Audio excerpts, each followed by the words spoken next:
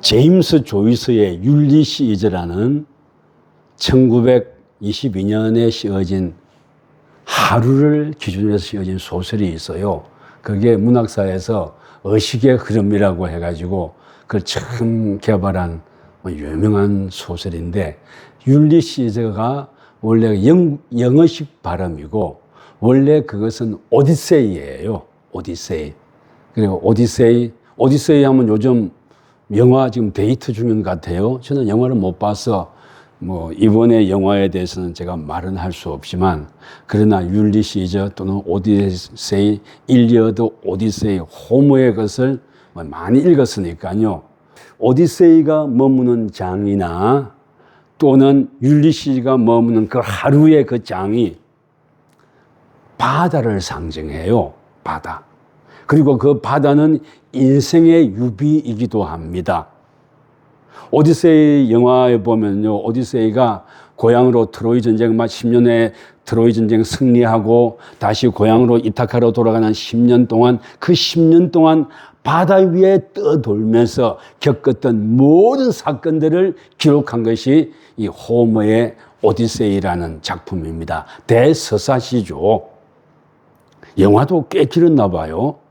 근데 그게 상징을 보면요, 바다의 신 포세이돈이 있는데, 그 바다의 신 포세이돈의 저주를 받아가지고 바다 위를 떠도는 거예요. 10년 동안. 어쩌면 우리 인생도 바다 위를 떠도는 인생일까요? 오늘 본문 말씀을 보면요, 바다 위에 빠져가지고 허우적거리는 베드로라는 한 남자가 등장합니다. 이 베드로라는 한 남자를 말하기 전에 앞뒤 전후를 쭉 한번 보십시다.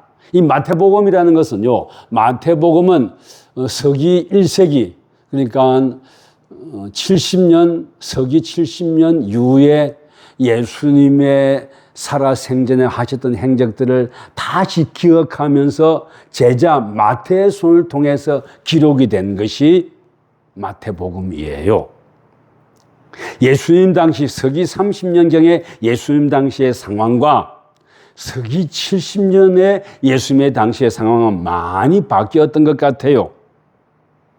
그리고 인생이라는 것이, 삶을 살아간다는 것이 우리의 구세주와 손을 잡고 살아가야 하는 것임에도 불구하고 우리의 어떤 핍박이나 유혹 때문에 느슨해져 가지고 주님의 손을 놓을 때가 얼마나 많았던지, 그래서 주님의 손을 놓아버렸기 때문에 이 인생이라는 파도, 바다 위에서 파도를 겪으며 살아가는 인생이 얼마나 불쌍한지, 그럼에도 불구하고 파도 속에서 허우적거리고 있는 그 인생에게 다가오셔서 손을 내밀어 주시면서 나다, 손을 잡아라 하고 끌어올려 주시는 예수님의 삶을 우리에게 보여주고 있습니다. 그러니까 서기 30년대경에 예수님께서 이 땅에 계실 때와 서기 70년대에 이미 부활승천하신 후에 예수님께서 다시 오시기를 참 눈이 빠지게 기다렸지만 아직도 오시지 아니하는, 2026년대에도 아직 오시지 아니하는 그 예수님을 기다리면서 겪었던 갈등들이 마태복음 여기에 쭉 나타나고 있는 거예요. 자, 이런 것을 가지고 본문으로 들어가 보십시다. 이때 1세기경에는요, 참 극심한 핍박이 많았습니다. 견디기 힘들었고, 그리고 예수 믿는다 하면은요, 실질적으로는 육체적인 구타와 중상모략에 직면해야 하기도 했고, 또 그런 우리 인생을 힘들게 하는 권력을 피해 도주하기도 했어야 했고, 또 예수를 믿는 삶이라는 것이 이리떼 속에 던져진 양과 같은 그런 삶이기도 했습니다. 근데요, 여러분과 저는 알 것은 이런 오히려 외부로부터 주어진 이런 핍박과 어려움은 예수를 믿는 사람들이 굳건하게 견딜 수 있었습니다. 실제로 견뎌왔고요.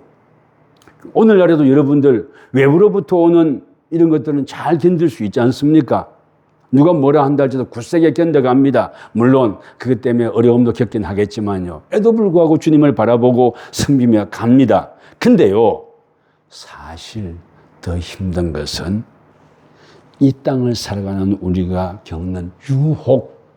오디세이가 어떤 삶의 유혹 때문에 자기를 드러내고 싶은 교만함이라든가 또 자기의 어떤 지식이나 이런 걸 드러내고 싶은 유혹 때문에 인생이 파경으로 막 들어가게 되거든요. 이런 유혹에 흔들리는 그리스도인의 삶에 대한 얘기를 하고 있는 겁니다. 쾌락의 추구, 야, 오늘 비가 오네요. 저도 놀고 하는 거 정말 좋아합니다. 비가 오면 내가 한번 38도까지 올라가고 39도 올라가고 하니까 올해 저는 카약을 한 번밖에 못 탔어요. 올해 들어와 갖고는. 비가 오면 내가 한번 배 타고 나가리라 마음 먹고 비 온다는 소식만 들리면 배를 차 위에 달아놨더랬어요. 심지어 어제 그저께도 비가 안 오는 거예요. 오늘 비가 많이 오네요. 오늘 예배 다 마치고 다 태워다 주고 나서 배 타러 한번 나가볼까 하는 이런 생각도 합니다. 왜 제가 이런 말 하느냐고요? 인생 살면서 유혹 많거든요. 외부로부터 주어진 이런 것도 우리 잘 견디지만요, 나의 쾌락의 추구나 나의 어떤 유혹, 거기는 우리 흔들리는 것이 인생 아닙니까? 그리고 명예에 대한 갈망도 있고요. 명예에 대한 갈망도 있고 또 안락함, 편안함. 내가 직장에서 어렵고 힘드니까 좀 집에서 쉬고 싶다는 이런 것, 좀 편히 쉬고 싶다는 이런 것, 이런 것들이 우리를 얼마나 힘들게 하는 건지 모릅니다. 그리고 이러한 것들이 사실 갈릴리 호수에서 폭풍이 일어나가지고 거기에 예수님을 바라보고 달려가다가 빠지는 베드로의 모습을 통해 가지고 우리에게 적나라하게 보여주는 거 아닙니까? 그리고 또 어떤 이들은 이렇게 질문합니다. 아니, 목사님, 갈릴리 호수 조그만 호수인데 저는 못 가봤어요. 조그만 호수인데 거기면 바람이 불고 태풍이 쳐봐야 얼마나 대단할 거라고요. 이런 말을 하는 사람들도 있습니다. 그런데 이 갈릴리 호수가 좀 독특하대요. 지중해보다 한 200m 바다가 낮은 곳에 있고 그리고 흘문산에서 내려오는 하강풍이 불어가지고 이 갈릴리 호수가 꼭 깔때기처럼 생겼답니다. 여러분들은 하강풍이 얼마나 무서운지 모르겠지만은요, 배 타는 사람, 저는 요트를 해서 알잖아요. 하강풍이 이거 무섭습니다. 종잡을 수 없는 바람이에요. 종잡을 수 없는 바람입니다. 서울의 양평, 양수리 그 지역에 가면요, 양쪽이 산이고 강이 있는데, 거기에도요, 종잡을 수 없는 바람이 자주 불어와요. 근데 이 갈릴리 호수가 종잡을 수 없는 바람이 불어오는 곳이라는 거예요. 짧은 시간 불지만 그 바람이 불면은 작은 배 한 대 정도 느끈하게 뒤집어 엎고도 남을 그런 바람과 풍랑이 일어나는 곳이랍니다. 그런 곳에서 예수님의 제자들이 배 타고 산 건너편으로 갈릴리 호수 건너편으로 가다가 바람을 만나버렸다는 거예요. 근데 또 이런 질문들을 합니다. 예수님께서 왜 굳이 당신의 제자들에게 갈릴리 호수 저편으로 가라고 하셨을까라는 질문을 합니다. 이 질문을 하는 것에 대해서 이런 거 저는 이 성경 전체의 맥락을 한번 읽어봐야 됩니다. 이 사건 직전에 오병이어의 기적이 있었거든요. 2000년 전에 일반 백성들은 한 끼 먹고 사는 것도 무진 어렵고 힘들었습니다. 근데 그 많은 사람들이 모였는데 거기에 예수님께서 기적을 행하셔가지고 먹고 사는 것을 해결해 주는 모습을 봤단 말입니다. 그리고 사람들이 희망을 가지기 시작했는데 예수님께 희망을 가지기 시작했는데 예수님은 그 희망을 가지는 모습에서 악이 침투할 수 있는 공간을 봤던 거예요. 제자들의 눈으로 볼 땐 저 예수님 진짜네? 우리가 긴가민가하고 따라왔지만 그분께서 오병이의 기적을 일으켜가지고 저 많은 5,000명이 넘는 여자와 애들까지 한다면 10,000명도 훌쩍 넘어갈 그런 많은 사람들을 일거에 먹이는 기적을 봤어요. 와, 이분 대단하신 분이네. 나 이분 따라다닌다면 한평생 염려 없고 걱정 없이 살 것 같고 한 걸음 더 나아간다면 출세도 할 수 있겠네. 왜? 예수님의 저는 엄청난 능력이라면 이 땅에서 하지 못할 일이 어디 있겠느냐? 인기도 많고 좋겠다. 먹고 사는 거 해결해 주겠다. 뭐 왕도 되고 황제도 될 수 있는 분이 아닐까 하는 이런 기대가 있어 갖고요. 제자들이 그 기대에 부풀지 않았나 싶습니다. 먹고 사는 건 여러분도 사실 아주 심각하고 중차대한 문제잖아요. 예수님은 그거 인정하십니다. 그러니까 당신의 말씀을 붙다가 허기지고 힘들었던 이들에게 오병이어의 기적을 일으켜서 먹이셨죠. 오늘날에도 여러분과 저 오병이어의 기적이 일어나면 참 좋겠어요. 또 주님께서는요, 그런 오병이어의 기적을 우리에게 일으켜 주시기를 원하시는 분이십니다. 그럼에도 불구하고 예수님께는 그 제자들에게 갈릴리 바다 건너편으로 가라고 하셨어요. 그 이유는 뭐겠습니까? 오병이어의 기적, 이거 귀한 것이다. 그리고 내가 내 백성들이 허기지고 배고파하는 건 나 두 눈으로 참아 볼 수 없다. 그래서 먹인 거 사실이다. 먹였다. 그리고 그 먹는 모습 볼 때 나 정말 행복했다. 인정하는 거예요. 지난주에도 예수님의 현실을 인정하시는 분이라 했죠. 인간의 배고픔 절대 모르시는 분 아니십니다. 인정하는 거예요. 여러분들 배고파 본 적이 있잖아요.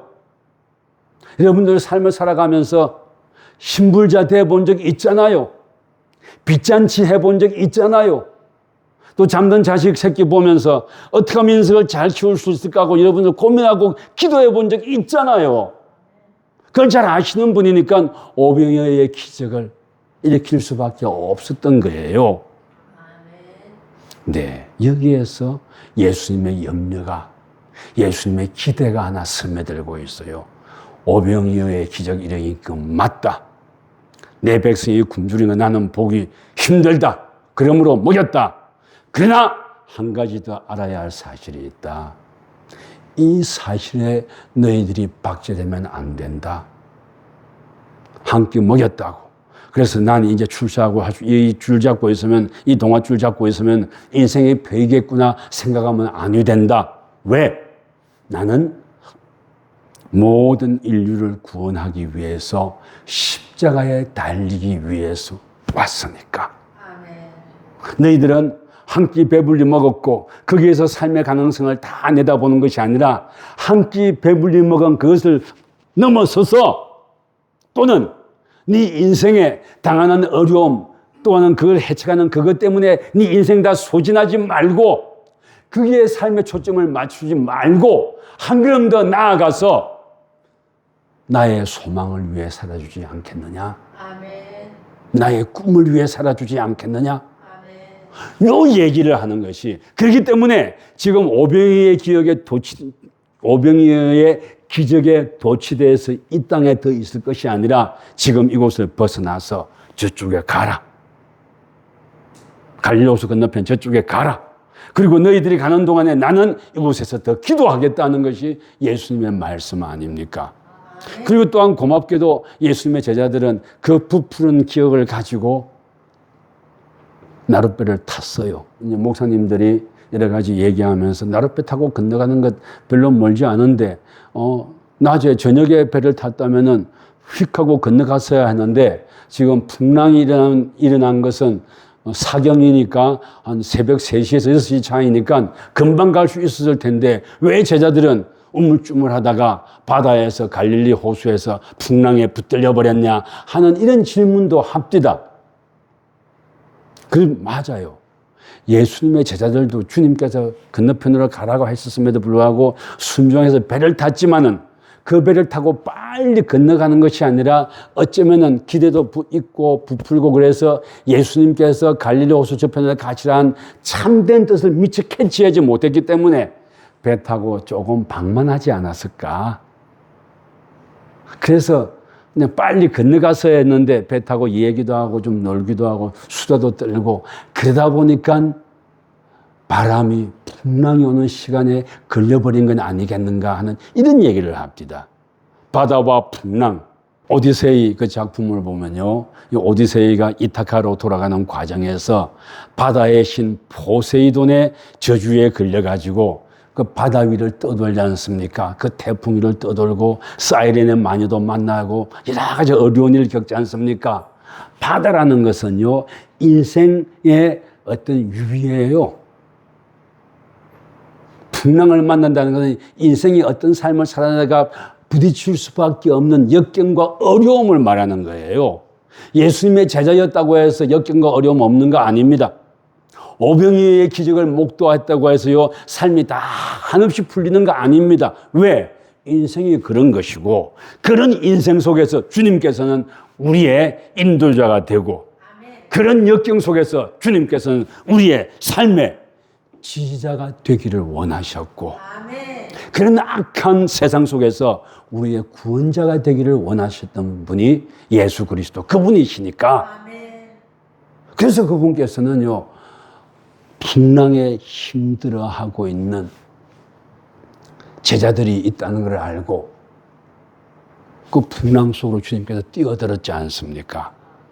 풍랑 속을 뛰어들어가지고 바다 위를 밟고 온다는 것은 사실 상징적인 의미는 있어요. 이 바다는 세상의 모든 권력과 모든 신들이 춤추는 곳이에요. 통치하는 곳이에요. 그 바다를 발로 밟고 왔다는 것은 하나님이 이 인생의 모든 것의 주관자이심을 의미하는 겁니다. 그리고 그 주관자이심을 의미하는데 그 예수님께서 그 풍랑을 밟고 오시는 걸 보고 예수님의 제자들은 뭐라고 했습니까? 자, 한번 읽어주시겠습니까? 26, 27절 읽어주십시오. 제자들이 그가 바다 위로 걸어오심을 보고 놀라 유령이라 하며 무서워하여 소리 지르거늘 예수께서 즉시 이르시되 안심하라 나니 두려워하지 말라. 아멘. 유령이다 하고 고함을 질렀다는 겁니다. 예수님의 형상 같은데 유령이다. 서기 70년, 80년대는 예수님 살아계실 때하고 달라가지고요. 그 거룩하신 예수님이 우리에게 직접 몸을 입고 오실 리가 있나? 또 이 당시 철학적인 사고나 세상적인 사고는 육신은 추하고 더러운 거라는 생각이 있었으니까 여러분들 육신 절대 추하고 더러운 것 아닙니다. 육신 아끼고 돌봐야 할 것들이에요. 병들거나 아프지 않습니까? 더 이상 병들거나 아프지 마이소. 물론 어떻게 병들지 않고 어떻게 아프지 않겠습니까? 어떻게 아프지 않겠습니까? 그죠? 뭐 축이 나란히 앉아 계시는데 그 골든 트라이앵글이네 한나들 3명이 삼각형으로 앉아 있네요. 네. 저분들 보면은요, 네, 저분들의 서사가 눈에 쫙 들어와요. 어떻게 하다가 넘어져서 엉덩이 뼈를 다쳤는지, 어떻게 하다가 성찬식하다가 잘못 마신 그것이 몸이 힘들어졌는지, 어떻게 하다가 나도 모르는 장에서 어딘지 지금도 모르는 것 같아요. 몸속에서 피가 흘러나오는데 어딘지 몰라가지고 그것 때문에 비늘에 걸리고 하는지. 뭐 저 세 분들만 그렇게 했습니까? 여러분과 저도 그렇지 않습니까? 몸이 아프고 힘들 때 있잖아요. 그게 인생이더란 말입니다. 근데 그런 인생인데 그 거룩한 예수님께서 우리와 똑같이 몸을 입고 오겠어? 훌륭하고 위대하신 분이 그렇지 않아. 그 훌륭하시고 거룩하신 분이니까 우리 인생에 관여하지 않아.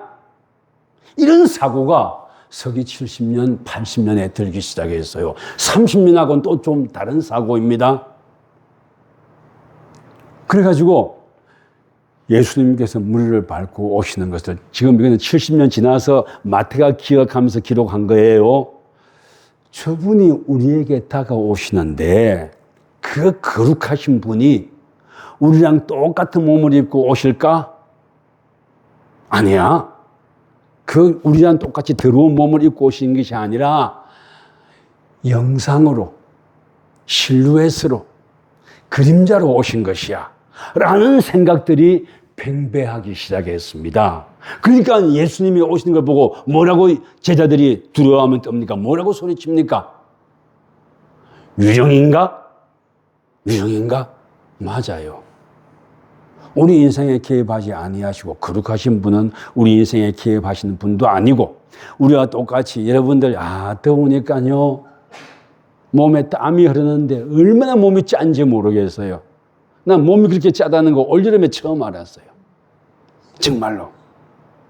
온유월 애도 자전거 타고 저 동해안 타서 저 38선 있는 데까지 갔다 오고 그래봤지만은요, 올여름처럼 내 몸이 짜다는 것, 내 몸이 땀을 그리 많이 흘리고 올여름처럼 인간의 몸이라는 게 이렇게 연약하고 부족하다는 것 처음 느껴본 것 같아요.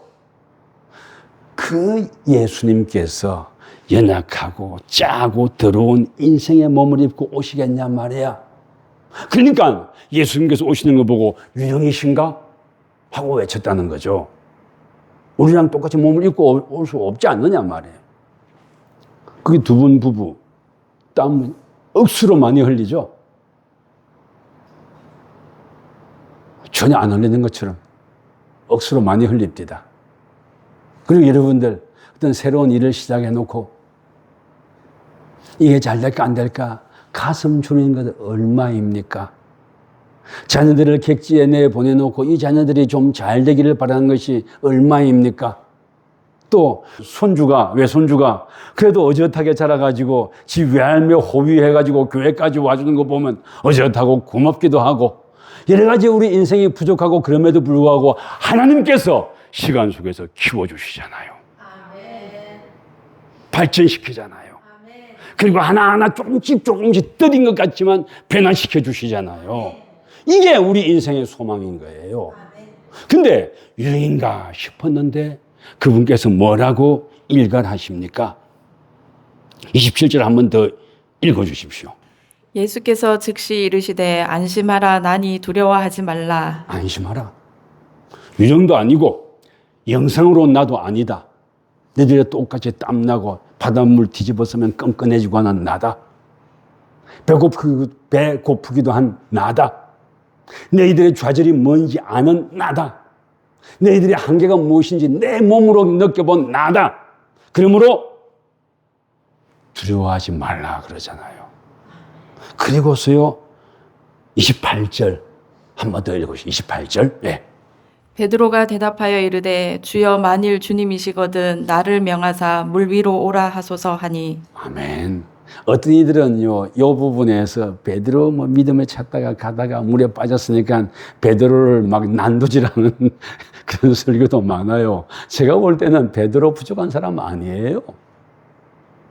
예수님이 나타났으니 예수님이시라면 나 한번 불러달라고 하면 당신이 바다 위를 걷고 계시냐면 나도 갈 수 있게 나를 한번 불러달라. 콜미. 나 한번 불러달라고 하지 않습니까? 여러분들, 불러달라고 말하는 그 용기와 그 믿음, 그거 어딥니까? 비록 물에 빠졌다 할지라도요, 예수님, 저 한번 불러주십시오. 그리고 나를 예수님께서 물 위를 걷고 오는 것처럼 나도 한번 뛰어갈 수 있게 해주십시오. 라고 요청할 수 있는 그 믿음, 얼마나 크고 귀합니까? 아멘. 자, 여기서 오늘 설교 제목이 뭡니까? 아멘. 우리 인생이요, 주님을 향한 믿음이 있음에도 불구하고 믿음과 두려움 사이에 사는 게 우리 인생이에요. 그 두려움 속에, 두려움에 우리 박혀 있음에도 불구하고 예수 그리스도의 이름을 한번 불러볼 수 있다는 것, 그리고 그 예수 그리스도의 이름과 그분의 사랑과 그분의 손에 내 인생을 한번 맡겨볼 수 있다는 것, 이거 얼마나 크고 귀합니까? 아멘. 이례적인 걸로 되는 게 아니에요. 우리 인생 계속 실망하고 낙심합니다. 애도 불구하고 새로운 꿈꾸고 새로운 그 시대를 향해서 열고 나아가는 거예요. 오디세이, 호모의 오디세이, 한 30년 됐어요, 이 작품이. 원래 호모는 음유 시인이었어요. 트루바도르 또는 영어로 바드라고 하는데, 음유 시인은 뭐냐면 세계의 영웅적인 서사를 입으로 불려주는 사람이 음유 시인이에요. 왜 음유 시인이 나오냐면 그때는 아직 문자가 없었기 때문에 문자 말고 입으로 전해서 내려오는 그 인간의 스토리를 노래 또는 운문으로 불러주는 사람이 음유 시인이에요. 근데 이 호모도 음유 시인 바더였는데, 호모 때 BC 한 8세경에 와가지고 그걸 문자로 적은 사람이 호모여서, 그래서 호모의 작품이라고 하는데 사실은 음유 시인들의 작품이에요. 음유 시인은 그 노래하고 그것이 장작불 켜놓고 상영되는 그 장소에서 그 자리에 앉은 사람들의 아픔과 뭔가를 아픔과 큰 소원과 이런 것을 알고 그때마다 그 서사가 스토리가 달라지던 것이 음유 시인의 읊어내는 노래의 내력이에요. 그래서 그 스토리는 자꾸 달라져요. 그래서 3,000년 전에 그 오디세이가 1904년으로 하는 율리시즈라는 작품으로 나타나기도 하고, 또 이번에 아주 데이트 치고 있는 그 감독이 누구죠? 이 사람이 보니까 그 독특한 작품들 많이 했더라고요. 저도 그 사람의 작품 몇 개는 봤더라고요. 오펜하이어하고 인터스텔라. 네. 이 작품을 연출했던 사람이더라고요. 그 사람이 다시 오디세이를 재해석한 거예요. 3,000년 동안 이 오디세이가 우리 사람의 입에 회자된다고 하죠. 입에 붙어서 나가는 이유가 뭡니까? 그게 인간의 고난과 좌절, 돌파했음에도 불구하고 또 주저앉는 것, 이런 것들이 쭉 기록되어 있잖아요. 그리고 거기에서 구원을 찾아볼까 하지만 아직 구원이 보이지 않기 때문에 계속 노래하는 거 아닙니까? 그러나 오늘 여러분과 제가 읽어본 이 본문 말씀에는 예수 그리스도의 구원이 보이잖아요. 그렇기 때문에 호머의 오디세이보다 갈릴리 호수에서 막 뒹굴고 그랬지만 예수의 손을 붙잡는 그 제자들의 삶이 여러분과 저에게 더 깊이 다가오는 것 아니겠습니까? 우리 인생에 겪는 어려움이 있음에도 불구하고 무리로 오라 하소서. 그리고 나를 구원하소서. 그랬더니 그 예수님께서 영상으로 나타난 것이 아니라 그분께서 직접 오셔서 손으로 잡아서 베드로를 끌어올려주고 있지 않습니까? 손으로 잡는다는 이것 중요한 겁니다. 영상으로 우리 인생을 하찮게 보고 허투루 보고 또는 악하게 보고 영으로 오신 분이 아니라 우리 인생 주어진 현실을 그대로 받아들이면서 당신이 우리 인생을 그대로 한번 살아보고 싶어가지고 이 땅에 몸을 가지고 오셨다는 사실을 제 베드로의 팔을 당신의 손으로 잡아서 끌어올리는 이 모습에서 우리에게 보여주고 있는 거예요. 너희들의 몸, 너희들의 일생 소중하다. 길어야 100년임에도 불구하고 그 100년 소중하고 귀하다. 왜 소중할까요? 그 100년 동안의 삶 속에 구원이 우리에게 주어지는 것이기 때문에 그렇습니다. 아멘. 네 인생 귀하다, 소중하다. 이 100년 동안에 너희들에게 구원이 주어질 거다. 그러므로 구원을 붙잡아라. 구원을 붙잡는데도 구원은 이 땅의 삶과 전혀 무관한 것이 아니다. 너희들의 땀과 소망과 좌절과 기쁨과 슬픔과 눈물, 콧물까지도 여기에 구원에 다 들어가 있던 거 아니냐? 그리고 나를 붙들라. 내가 너희들 붙잡을게 하고 말씀해 주지 않습니까? 이 주님을 우리 붙듭시다. 내가 부족하고 연약하고 해도 내 삶을 무시하거나 조롱하거나 또는 아무것도 아닌 것으로 여기는 것이 아니라 네 삶 참으로 소중하고 귀하다. 네 몸에 짠내가 나고 그런다 할지라도 너는 귀하다. 그러므로 내가 너와 함께 동행하고 그러므로 네가 파도 위에 걷고 있을 때 빠져가고 있을 때 내가 건져줄 것이다. 너는 나의 이름을 부르라. 그리고 네 삶 속에서 믿음과 두려움이 교차할 때 그 두려움에 매몰되지 마라. 내가 너와 동행할 것이다. 이게 오늘의 말씀입니다. 이제 말씀 맺을게요. 주님을 바라보십시다. 주님과 동행하시고요. 그리고 우리 인생 소중하고 귀합니다. 왜? 구원을 바라볼 수 있는 때이니까. 왜? 주님의 사랑으로 서로서로 격려하며 옴덕옴덕 그리고 또한 예배하며 기도하며 찬양하며 살아갈 수 있는 때이니까. 그리고 또한 이 삶은요, 비록 100년의 짧은 삶이지만 우리 주님께서는 지속 가능한 삶을 원하시는 거예요. 기분 따라 흔들리는 것이 아니라 네 형편 따라 흔들리는 것이 아니라 파도가 너를 뒤집어 엎는다고 해서 거기 좌절되는 것이 아니라 다시 나의 이름을 한번 불러주지 않을래? 그리고 나는 너를 건질 것이다. 아멘. 이것이 오늘 여기에 주어진 말씀인 겁니다. 아멘. 주님을 바라보고 살아가십시다. 한번 지난주에도 말씀드렸죠. 한 번의 불꽃처럼 피어나는 삶도 귀하고 아름다워요. 믿음도 그거 귀하고 아름답습니다. 그러나 예수님께서는요, 그걸 소중히 여기는 것이 아니라 일상 속에서 비록 개똥 속에 뒹구는 인생이라 할지라도 그 개똥 속에서 뒹구는 그 인생임에도 불구하고 그 속에 주님의 귀하신 소망이 있는 줄 알고 그 속에서 어제 했으니까 오늘 안 해서가 아니라 한번 짠하고 빛났으니까 아니라 꾸준히 주님을 바라보는 삶 살아가 주기를 원하는 거예요. 지속 가능한 믿음, 지속 가능한 꿈, 지속 가능한 소망. 근데 그게 나 혼자는 아니 되죠. 주님을 붙들 때라야만이 가능해지는 것이 지속 가능한 것 아니겠습니까? 교회사를 보면 한순간 빛났다가 사라지는 이들도 많아요. 그래도 나쁜 건 아닙니다. 스데반 집사 같은 경우 한 번 주님을 노래하고 한 번 순교해서 그 인생이 끝났습니다. 그런 사람도 있지만 사도 바울처럼 길게 오래 살아가면서 주님의 복음을 전하는 사람도 있어요. 오히려 그렇게 길게 오래 사는 것이 더 수치스럽고 어려울 수도 있습니다. 그럼에도 불구하고 베드로라든가 사도 바울이라든가 예수님의 제자들은 다 그러한 삶을 선택합니다. 그리고 그 삶의 마지막에는 오늘날 번영신학이 말하는 거고 전혀 다르게 100% 다 순교당합니다. 100% 순교당하는 삶이 뭐 귀하고 아름답습니까? 할지 모르겠어요. 그러나 오늘날 여러분과 저에게 우리 주님께서는 순교를 원하지 아니하십니다. 다만 주어진 자기 앞에 생해서 주님의 이름을 부르며 그분의 손을 붙들기를 원하시는 분이십니다. 이분과 손잡고 살아서 주님께 영광 돌리는 여러분과 저가 되기를 주의 이름으로 축원합니다.